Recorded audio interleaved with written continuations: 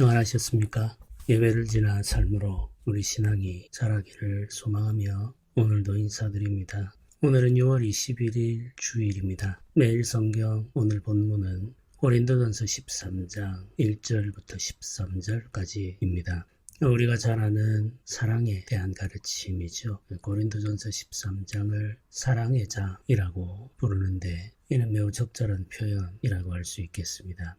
예수님을 믿지 않는 사람들도 이 성경 말씀을 알고 있죠.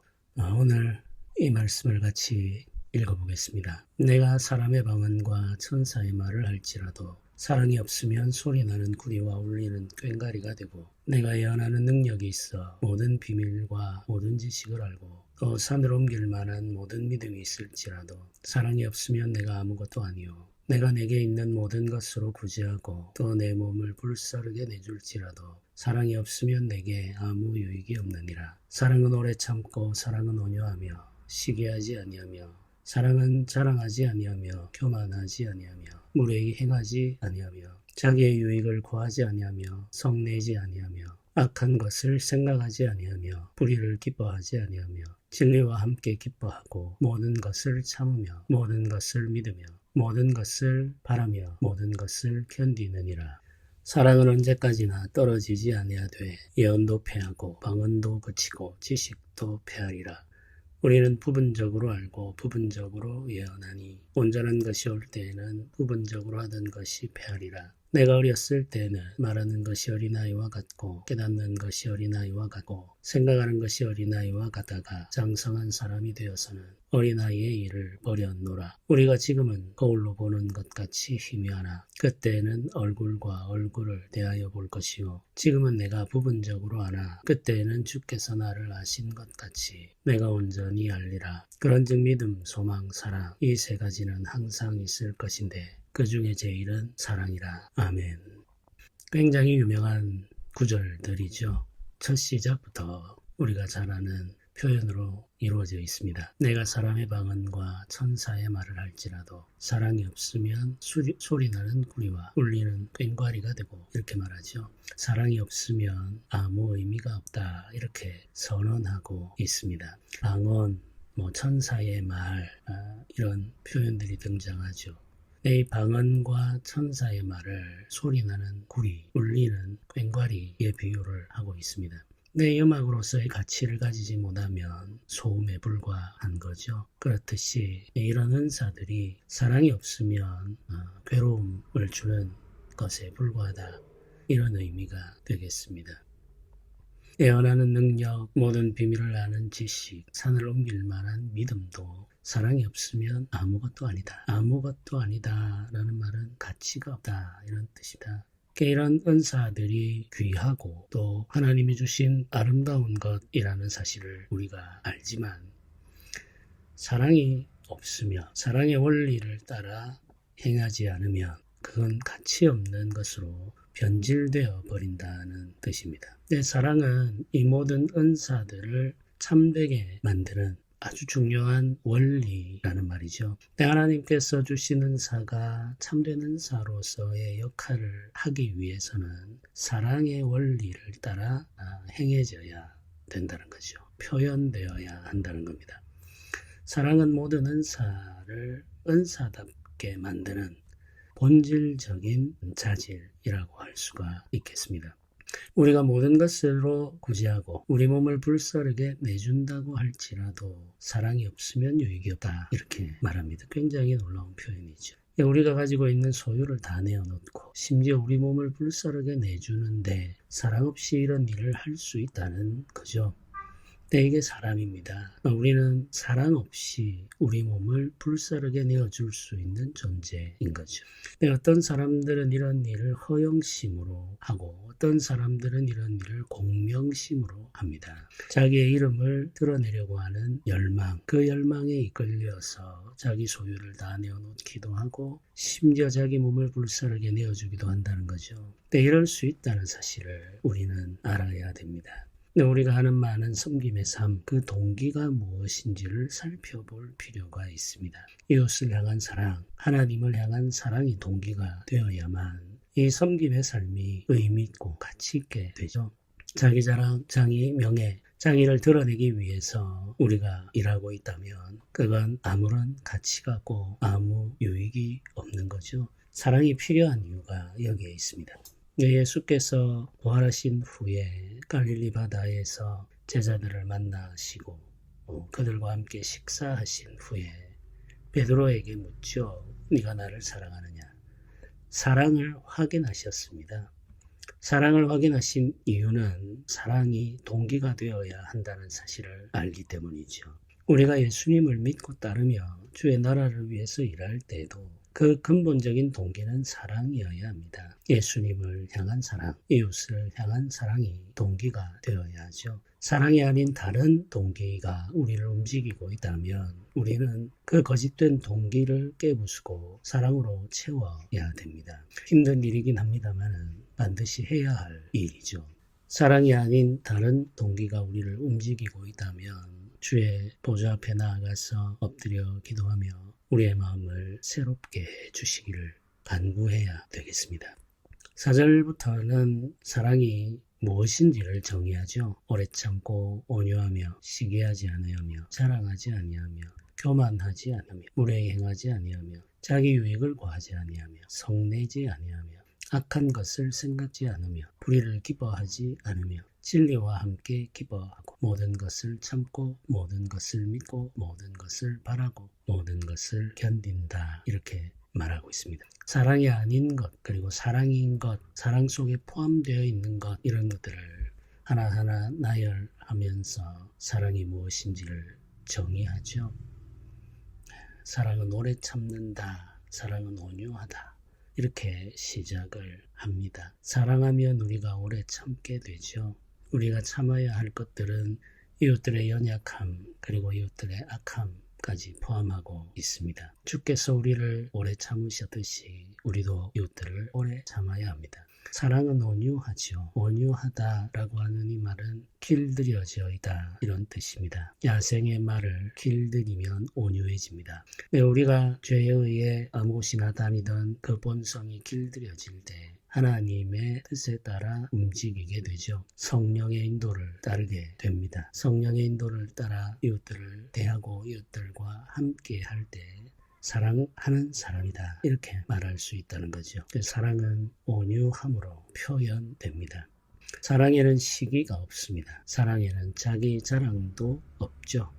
사랑은 교만을 포함하지 않으며 무례도 그 속에 존재하지 않습니다. 자기 유익을 앞서 구하지 않으며 뜻대로 되지 않는다고 해서 성을 내지도 않습니다. 악을 꾀하지 않고 불의한 이익을 기뻐하지 않죠. 오직 진리를 기뻐하고 참고 믿고 바라며 견딥니다. 내 이 속에 사랑이 있습니다. 사랑이 있을 때와 같은 모습을 나타낸다는 사실을 우리는 기억할 필요가 있겠습니다.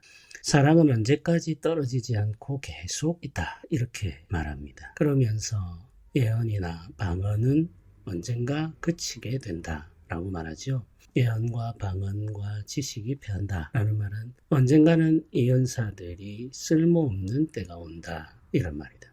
그게 언제냐? 주님께서 다시 오실 때이죠. 주님이 다시 오시면 예언의 연사도 필요 없고 방언의 연사도 필요 없고 지식의 연사도 필요 없죠. 우리 모두가 다 부활하신 예수 그리스도와 함께 그의 나라에 살게 되기 때문에 그렇습니다. 모든 것이 다 밝히 드러나고 모든 것을 함께 누릴 수 있게 되죠. 그러니 사랑은 영원하지만 은사들은 때가 되면 다 사라져 버리고 만다는 거죠. 그래서 사랑이 중요하다 이렇게 지금 말씀하고 있습니다. 이어지는 표현을 보면은 지금 우리가 가지고 있는 하나님에 대한 이해라는 것이 매우 제한적이고 부분적임을 알려주죠. 우리는 부분적으로 알고 부분적으로 예언하니 이렇게 말합니다. 우리가 지금 알고 있다고 할 때 그 알미라고 하는 것은 부분적인 것에 불과하다는 사실을 인정할 수 있어야 됩니다. 아무리 많은 책을 읽고 아무리 깊이 기도하며 하나님의 영을 체험한다 할지라도 우리 주 예수 그리스도와 그의 나라에 대해 우리가 완전하게 알 수는 없습니다. 우리는 하나님에게 속한 그 풍성한 것 중에 아주 작은 부분만 경험하고 맛보았을 뿐인 거죠. 지금 인류가 엄청난 정보 그리고 이제 기술을 자랑하고 있습니다만 뭐 우주를 지금 탐험하겠다라고 하는 놀라운 계획을 말하기도 하죠.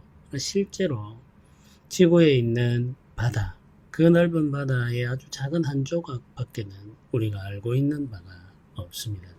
그 깊은 바다 속에서 이루어지고 있는 수많은 일들, 그 생명체들조차도 우리가 다 파악을 못하고 있는 거죠.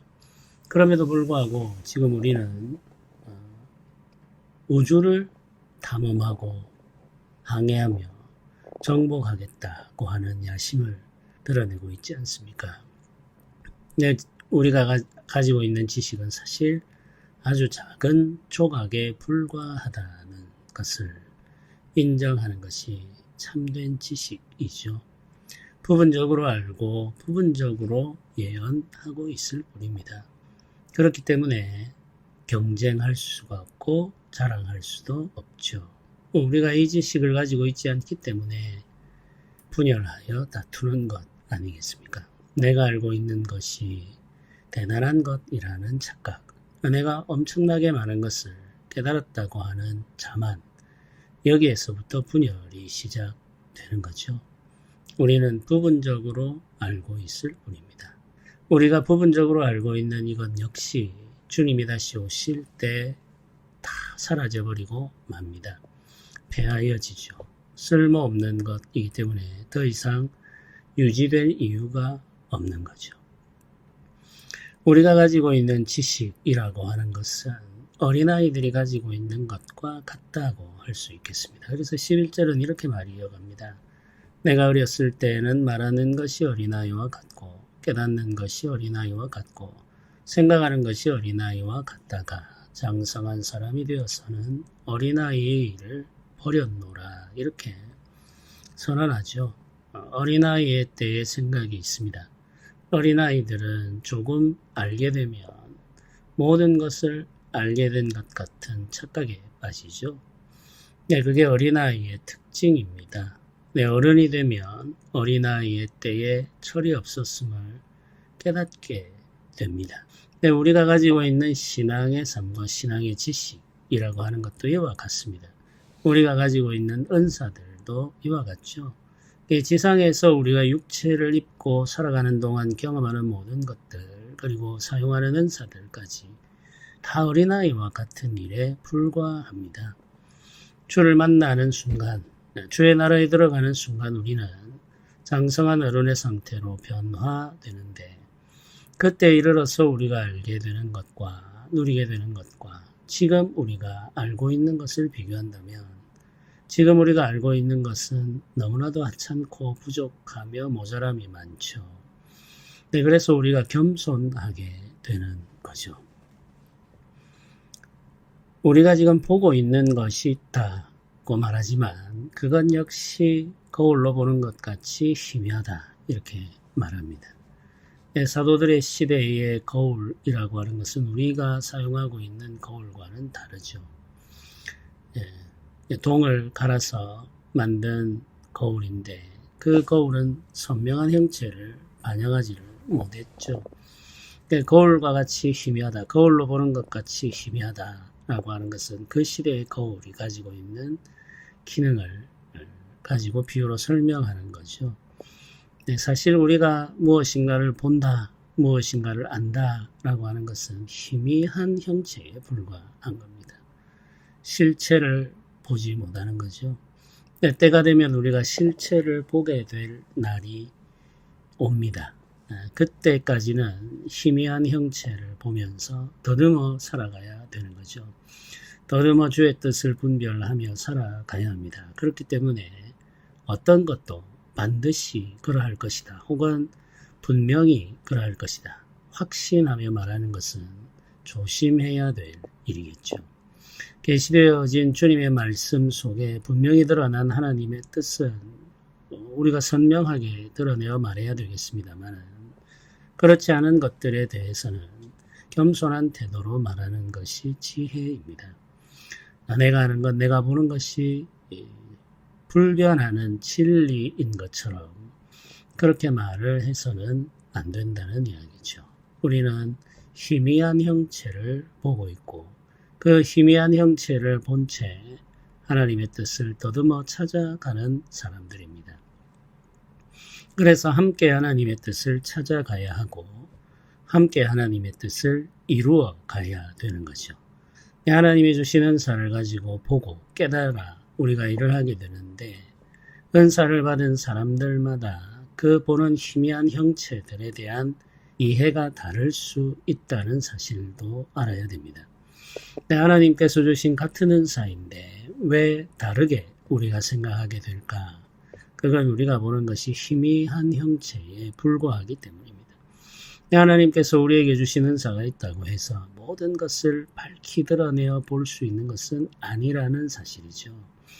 이 사실을 우리가 알고 인정할 때에 우리가 참된 삶을 살아갈 수가 있습니다. 우리 신앙의 삶이 주의 위로와 은혜 안에서 온전하게 되는 거죠. 그래서 겸손함이 너무나도 중요합니다. 마지막 결론의 구절은 이렇죠. 믿음, 소망, 사랑 이 세 가지는 항상 있을 것인데 그 중에 제일은 사랑이라 이렇게 선언하고 있습니다. 항상 있는 것, 그게 믿음, 소망, 사랑이다 이렇게 말씀합니다. 네, 그 중에서 가장 중요한 것이 사랑이다 이렇게 선언하죠. 고린도 교회에 지금 가장 필요한 것이 사랑이라는 말입니다. 고린도 교회는 지금 분열되어 있고 다투고 있습니다.